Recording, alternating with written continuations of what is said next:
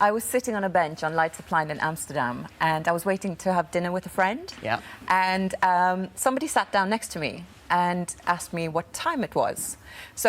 And there was a clock right in front of us, so I know that we met at 10 to 7, the exact time. And I thought it was a bit cheesy of him to ask me what time it was when there was a clock right there. And what did he look like? He looked, I could straight away, I could see that he was homeless. Because he was very dirty, and his hair, his beard was bigger then, and was very dirty, and his fingernails. And he was also holding a briefcase, which I thought only crazy people did. Right. And then later on, I found out that's where he held his sleeping bag and his beer cans, the cans of beer.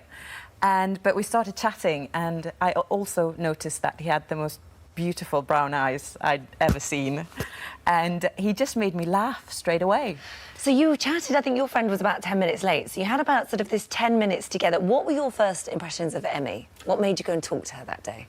I was just standing around Leidseplein, and I seen this beautiful woman sit on a bench by herself, and she just felt so comfortable by herself. Like there was it didn't look like she was waiting for anybody. She was just super content, just sitting there with a smile on her face. And I decided I have to go and speak with this woman. So how did you end up living under a bush? It was basically a European backpacking trip that had just gone a little bit too far. Right. I'd run out of money earlier than I expected to, but I still had I hadn't done everything I wanted to do during the trip.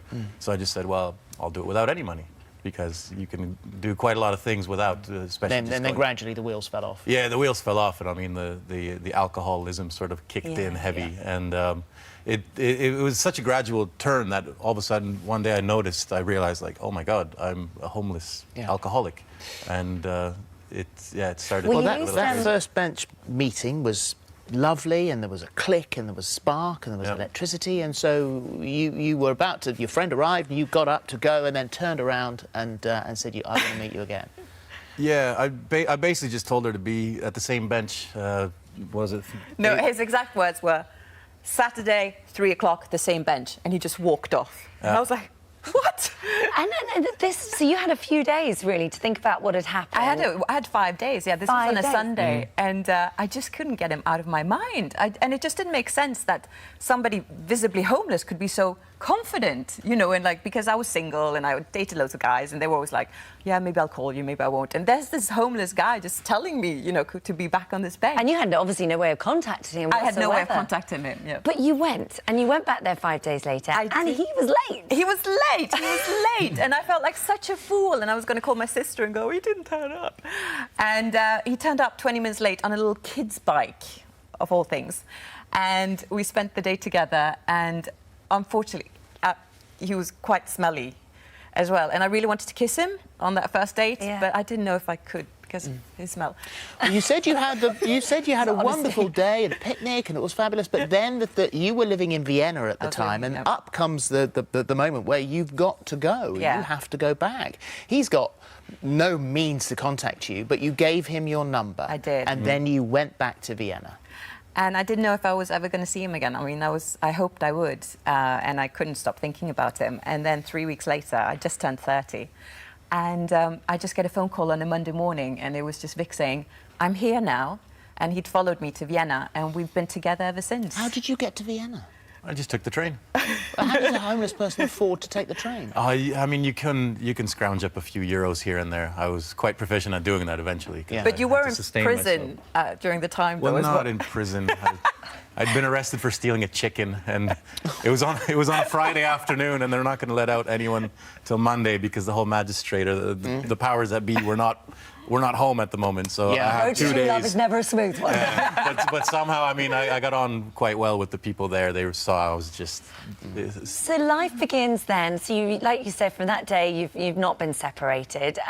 You have encouraged one another. I mean, you've got 6-year-old twins, but something that was really important. You encouraged him to go back into further education and kind of just find his own path. Yeah. It was very important to me because I could tell how intelligent he was, and he's just an amazing man, that it would be a waste if he didn't educate himself further. And luckily I managed to convince you, and now he's a mechanical engineer. I'm glad you did. Yes. And you smell great. Yeah, thank you. He smells showers every day now.